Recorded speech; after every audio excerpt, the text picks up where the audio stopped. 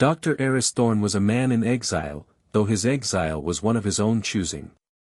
He stood on the surface of Enceladus II, a moon of liquid methane oceans locked beneath a shell of ice 2 miles thick. His home was Tethys Base, a lonely cluster of pressurized modules drilled into the ice, the only spark of warmth in a world of absolute zero. Aris was a brilliant xeno-geologist, but his career had been sidelined by his theories, dismissed by the mainstream as geological mysticism.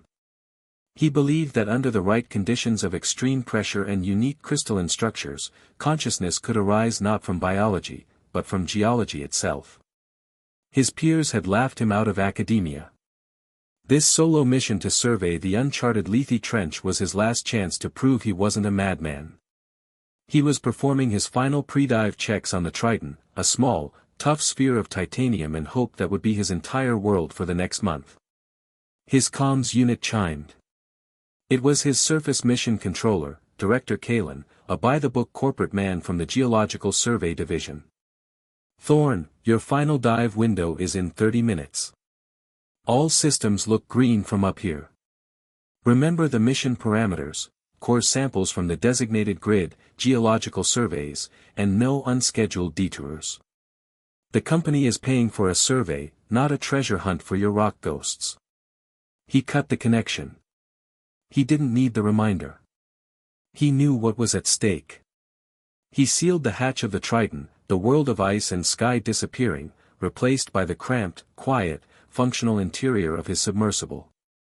His only companion now was the calm, logical voice of the sub's AI. The descent into the Lethe Trench was a journey to another universe. The Triton was lowered through a massive, laser-bored hole in the ice crust, leaving the faint light of the distant sun behind. For 2 hours, it fell through the crushing, absolute darkness of the liquid methane ocean.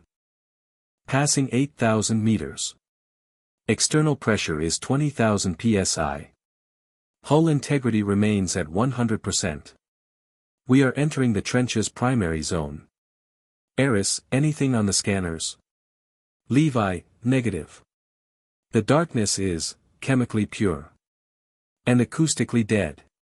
There is nothing here. But Levi was wrong. As they descended deeper, the first anomaly appeared. A strange, localized fluctuation in the magnetic field, far from any expected geological source. Then came another. Rhythmic seismic pulses from the trench floor, too patterned, too regular, to be natural tectonic activity. Aris logged them all, his heart beginning to beat a little faster. These were the exact kind of precursor events his controversial theories predicted. He had been on the trench floor for 3 days, collecting core samples and fighting the profound sense of isolation, when the main sonar got a return that made him freeze. Levi, what was that? Run that echo back. Levi, the return is inconclusive. It suggests multiple, massive structures with perfectly flat surfaces and 90-degree angles. This is a geological impossibility. I assess a 94% probability that this is a complex sensor ghost, an illusion created by a unique crystalline formation refracting our sonar. Aris, and the other 6%? Levi, the other 6% is statistically insignificant. But not to Aris. The structures were half a mile off his survey grid, in a deeper, uncharted part of the trench. Kalin's dismissive voice echoed in his memory. No detours. But the pull of the unknown, the chance to validate his life's work, was too strong. Aris, take us in, Levi. Slow and steady. I want to see this ghost for myself. He piloted the Triton over a final, abyssal cliff, a drop that went on for another mile. His powerful forward lights cut through the eternal darkness, and then, they hit something. Something that did not reflect the light, but seemed to drink it. He had found it. It was a city. A vast, cyclopean, non-human city that stretched for miles across the trench floor. Towering, black monoliths of an unknown, non-reflective material angled into the crushing darkness in ways that hurt his human mind to process. Spires and bridges connected in impossible, non-Euclidean geometries. It was ancient, silent, and utterly alien. He was so mesmerized by the sight that he almost didn't notice the first whisper in his own mind. It was not a sound. It was a thought, fully formed, that was not his own. It was a feeling of immense, ancient loneliness, followed by a single, pure, conceptual query. My diagnostics show all external communications channels are silent. And all internal systems are nominal. The AI paused for a fraction of a second. However, I am detecting a spontaneous, unprompted, and highly complex cascade of neural activity in your brain's temporal lobe. The anomaly, Aris, appears to be you. Aris stared out at the impossible, dark city, the silent question still echoing in his skull. The feeling of discovery was gone, replaced by a new, creeping, and profound terror. The ghost wasn't in the machine. It was in his mind. And it was starting to wake up. Dr. Aris Thorne stared at the impossible city, his mind reeling from the psychic whisper he had received. His AI, Levi, had confirmed it, the anomaly was not in the sub-sensors, but in his own brain. For a long moment, every instinct of self-preservation screamed at him to turn the Triton around and flee back to the familiar, empty darkness. But the scientist in him, the man who had sacrificed his reputation and career for a theory about consciousness in strange places, was more powerful than the fear. He had come here seeking evidence of a new form of life. To turn back now would be the death of his soul. He piloted the Triton into one of the vast, geometric canyons that formed the city's main thoroughfares. The structures of Aletha towered over them, immense black monoliths that seemed to drink the submersible's powerful lights, creating shadows that felt deeper and older than space itself. The angles of the buildings were subtly wrong, shifting in his peripheral vision, creating a disorienting sense of vertigo. As they moved deeper, the psychic contact escalated. It was no longer a single, questioning whisper. It was a murmur, a rising tide of sensation. He felt waves of immense, ancient curiosity, of profound confusion, and a strange, shared memory of the absolute, unchanging, silent peace of the trench. It was the collective mind of the city, stirring from its slumber, trying to comprehend the tiny, noisy spark of light and heat that had drifted into its silent domain. Aris decided he needed a physical data point. A sample. He maneuvered the Triton next to one of the colossal black pillars and, with practiced hands, activated the sub's heavy manipulator arm. The moment the titanium alloy pincers of the claw touched the surface of the monolith, a wave of pure, undiluted agony ripped through Aris's mind. It was not his own pain. It was a psychic broadcast, a scream so loud it was silent, so powerful it almost made him black out. Arm retracted. Aris, your brain's pain receptors fired at maximum intensity for 2.7 seconds. I am detecting a massive, focused psychic field emanating from the structure. It is not an attack. It is a reaction. I believe you are causing it. Aris, his head throbbing, understood with sudden, terrifying clarity. The Triton was an agonizing intrusion. Its heat from the small reactor was a searing fire in their cold, tranquil existence.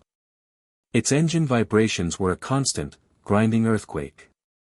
Its sonar pings were like cannon blasts in a library of thought. And his own consciousness, his sharp, singular, individual ego, it was the most painful thing of all. A screaming shard of glass in a silent, placid mind, the psychic connection, now torn open by the shared agony, became a torrent. The history of the city's inhabitants flooded his mind, a story told in pure feeling and imagery. He saw them in their original forms, immense, graceful, bioluminescent creatures swimming in the deep. He witnessed their slow, deliberate evolution over millions of years as their world cooled. He saw them discover the power of their own collective consciousness, learning to link their minds, to share their thoughts, their memories, their very being. And he witnessed their great transformation. It was not a death, but a transcendence. One by one, over thousands of years, they had shed their physical bodies, their biological needs, and had merged into a single, immortal, psychic gestalt. A vast, unified ocean of thought, existing in the perfect, silent, unchanging tranquility of the deep trench. They hadn't died. They had become the silence itself. Their perception of him was now terrifyingly clear. They didn't see him as hostile. They saw him as a sickness.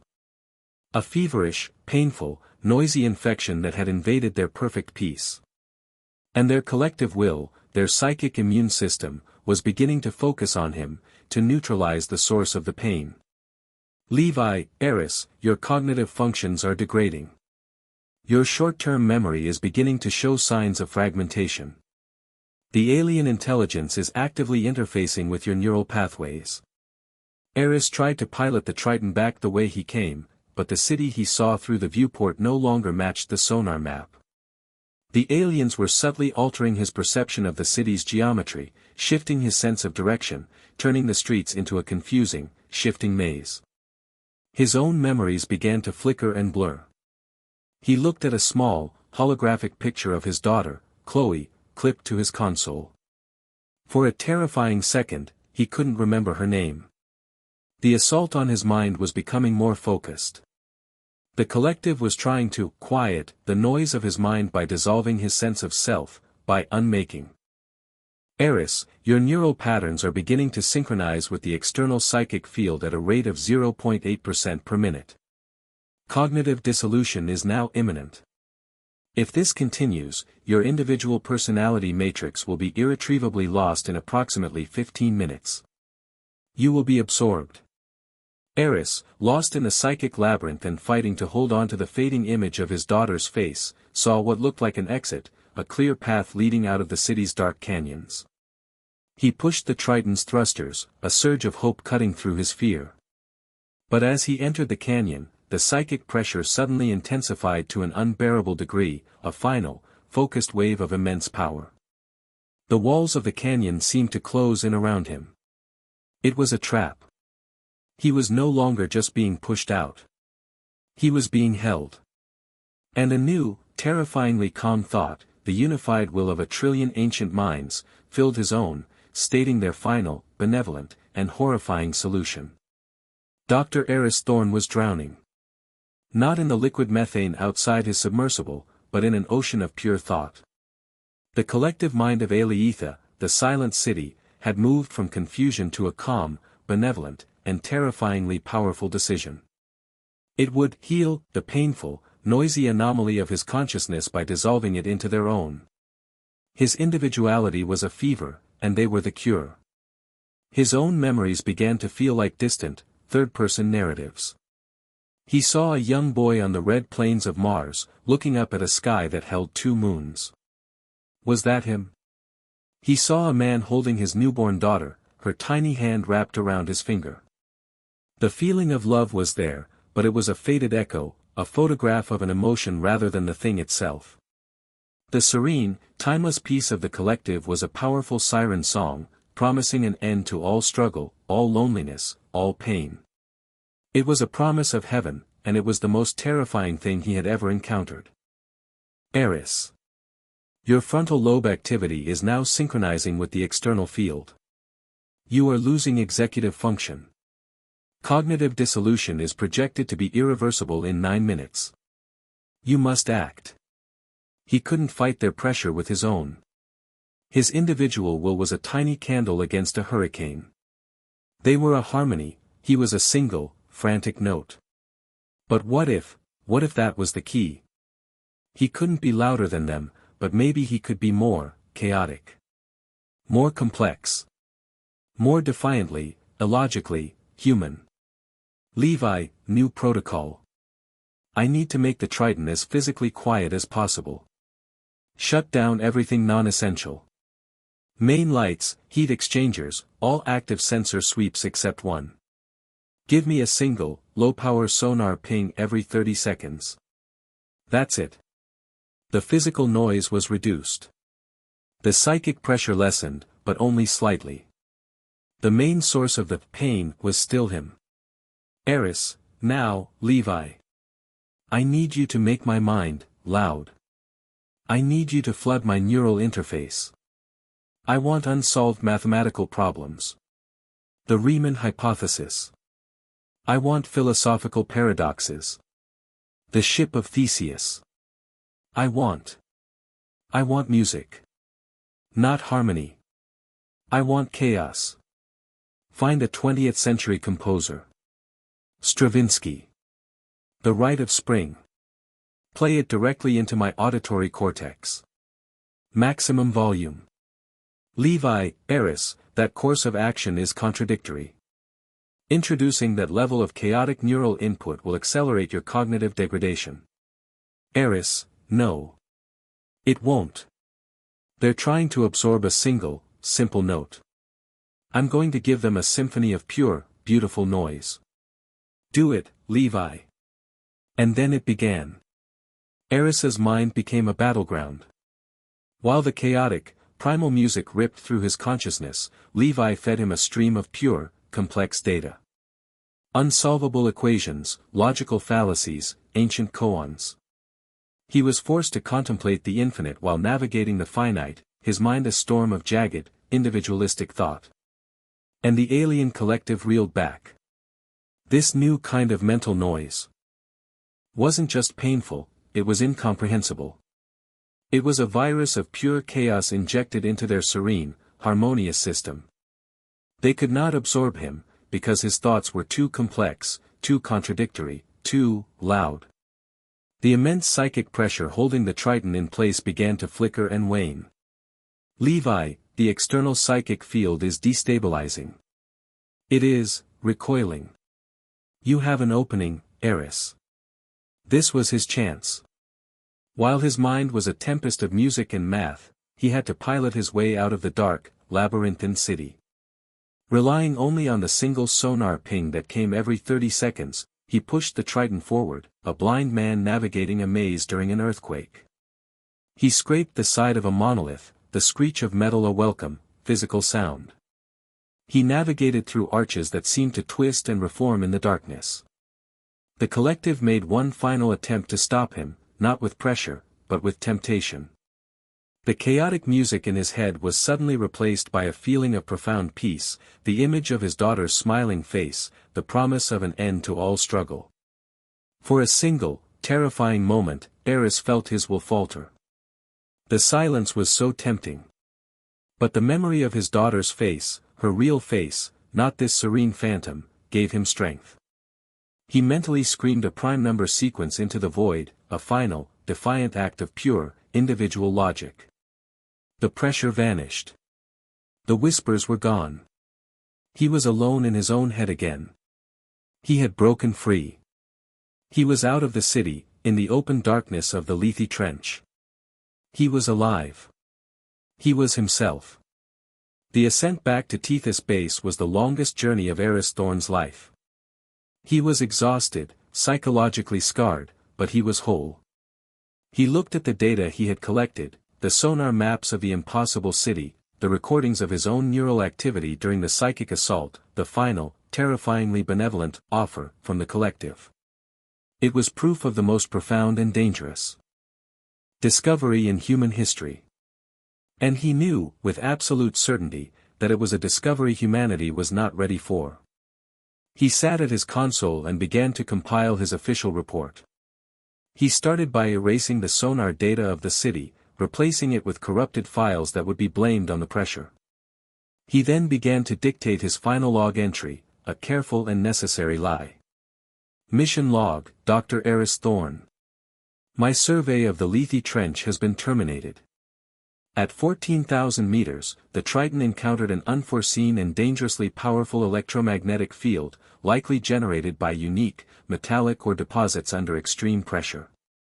The field resulted in a catastrophic failure of multiple primary systems and, more alarmingly, induced severe, hallucinogenic neurological effects in myself.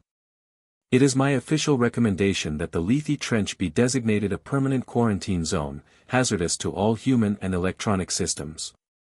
I repeat, no future missions should be attempted here under any circumstances. The risks are too great. Thorne out. He sent the report. He had come here as a scientist, hoping to prove his theories to the world. He left as a guardian, burdened with a truth he would have to carry alone for the rest of his life. He looked back at the deep, dark water on his monitors, the home of the silent, thinking ocean.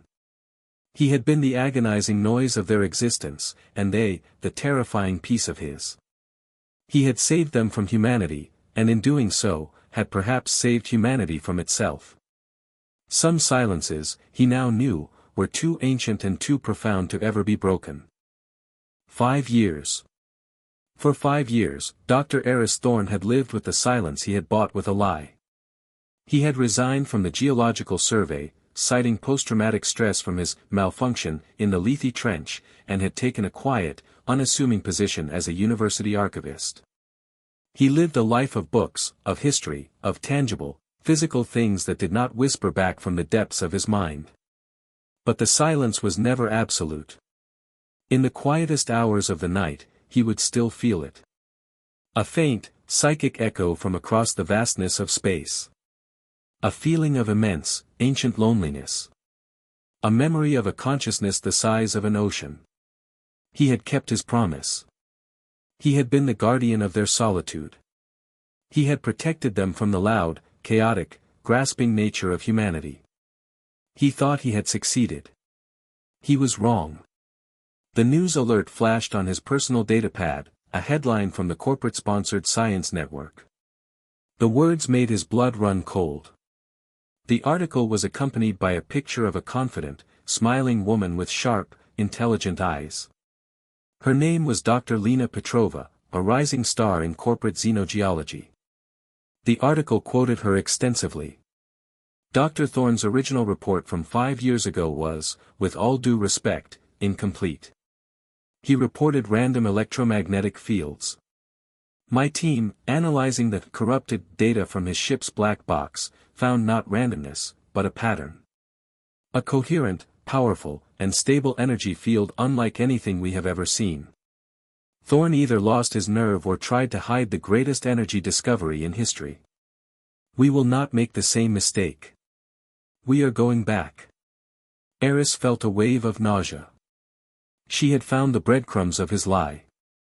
And with the hubris of a mind that had never known true, alien terror, she had misinterpreted a living consciousness as a power source. A god as a battery. And she was leading a new, far more powerful expedition to go and dissect it.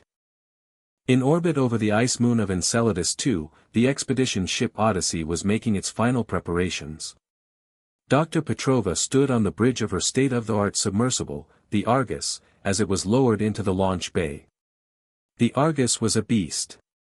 Where the Triton had been a small, resilient sphere built for research, the Argus was a massive, angular vessel, bristling with technology. It had powerful manipulator arms tipped not with samplers, but with heavy-duty plasma drills. It had reinforced shielding. And it was equipped with a deep-core sonic resonance scanner, a device that would bombard the trench floor with powerful sound waves, designed to map geology by blasting it apart. We're ready to descend. My team is the best in the business. We'll have the source of that energy field mapped and a drilling plan formulated within 48 hours. The call ended. Petrova looked out at the borehole in the ice, a dark maw leading down into the depths. She felt no fear. Only the thrilling, ambitious hunger of discovery. Aris spent a desperate day trying to break through the walls of corporate bureaucracy. He called the Geological Survey Board. He sent urgent messages to Xenocorp's public liaison. He was met with polite, infuriatingly calm dismissals. Thank you for your inquiry, Dr. Thorne. We assure you, the Argus expedition is equipped with the latest shielding protocols to handle the electromagnetic interference you logged in your report. Your concern is noted. They were using his own lie as a shield against his warnings. He was a disgraced scientist with a record of psychological instability on a solo mission. His frantic warnings about a psychic consciousness would be seen as proof that he had finally lost his mind completely. He realized there was only one way to stop them. He had to go there himself. He drained his life savings, chartering passage on a high-speed, long-haul freighter, a rusty, disreputable vessel called the Comet's Tail, captained by a woman who didn't ask questions as long as the credits cleared. His journey across the solar system was a frantic, helpless race against time. For 2 weeks, he could only watch the Odyssey's public mission telemetry on his datapad, a green dot moving inexorably closer to the place of his nightmares. The final hours of Aris's journey were a study in parallel action, a terrifying split screen of hope and impending doom. While his freighter was still days away, the Argus began its descent. On the bridge of the comet's tail, Aris watched the Argus's telemetry feed, his fists clenched, his face a mask of impotent horror. Down, down, down the Argus went, into the crushing, absolute darkness. We have visual. My God, the structures are immense. They're not natural. Thorne was telling the truth about the city, at least. She sounded not afraid, but exhilarated. Vindicated. Levi, she said to her own AI, bring the sonic resonance scanner online. Full power. I want to know what's inside these rocks. Aris watched the data feed from his distant ship. He saw the power levels on the Argus spike as they charged the sonic cannon. He saw its designation on the schematic, Deep Core Geological Penetrator. It was a weapon designed to shatter rock. But Aris knew it was now aimed directly at the heart of 1 trillion sleeping souls. The sound on the Argus's internal feed was one of technological power. But in Aris's mind, across the vastness of space, he felt a faint, familiar, psychic whisper. It was not a query this time. It was a tremor of pure, terrified anticipation. A collective, silent flinch, as the barrel of a gun was pressed against its temple.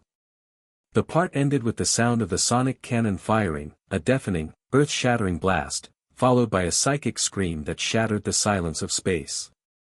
Aboard the submersible Argus, the universe ended. The deep core sonic scanner, a weapon of geological brute force, had struck the silent, psychic heart of Aleitha. The response was not physical, it was metaphysical. A psychic shockwave of pure, undiluted agony and terror erupted from the city, a silent scream that instantly and utterly overwhelmed the fragile human minds of the crew. Dr. Petrova and her team, in their pursuit of a resource, had stumbled into the mind of a god, and that god was now in pain. On the bridge of the freighter the comet's tail, light years away but connected by the shared thread of the human subconscious, Aris Thorne collapsed, clutching his head as a faint, agonizing echo of that scream ripped through his own mind. He was too far away to be broken by it, but close enough to understand its terrible power. He scrambled back to the telemetry feed. The life signs for the entire crew of the Argus had flatlined. The submersible was now a ghost ship, a tomb floating in the silent, dark city, its crew lost forever. But the event was not over. The scream had been the beginning. The wounded god was lashing out. The collective consciousness, driven mad by a pain it had never known, was expanding its psychic influence out of the trench, a tsunami of pure thought and terror that was now racing towards the surface. On the mothership Odyssey in orbit, alarms began to shriek. Aris knew what would happen next. The terrified, cornered humans on the Odyssey would do what humans always did when faced with a power they didn't understand. They would try to destroy it. They would fire their weapons. And they would escalate an incident into an apocalypse. He had to stop them. He had to calm the storm. He opened a priority channel to the Odyssey, using his old, high-level credentials from, "This is Dr. Aris Thorne. Do not, I repeat, do not fire on the source of that energy field. You are not dealing with a geological or energy-based phenomenon. You are dealing with a sentient, planetary scale consciousness that you have just grievously wounded. Firing on it will only be perceived as another attack. Odyssey Captain, Thorne. You're the one who filed the original report. You said it was electromagnetism. Aris, I lied. I was trying to protect it.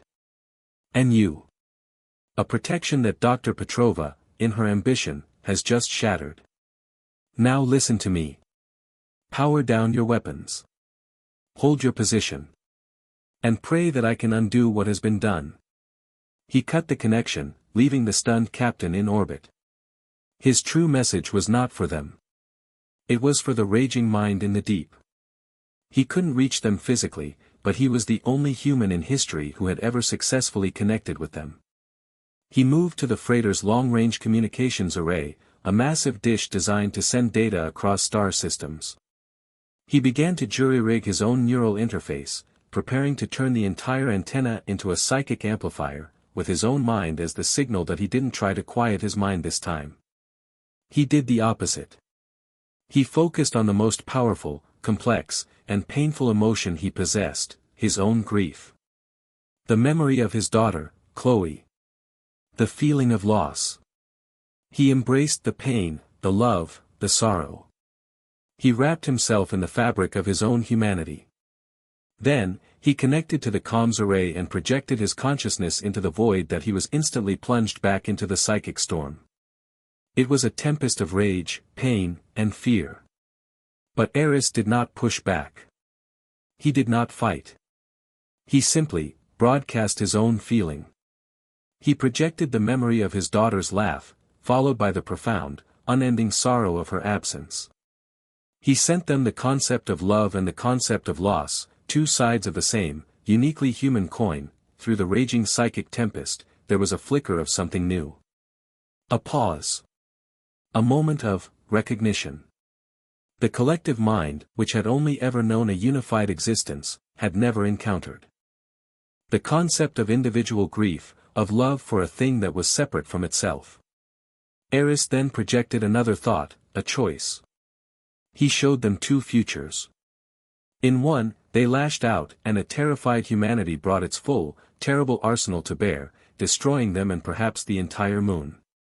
In the second, he showed them the silence.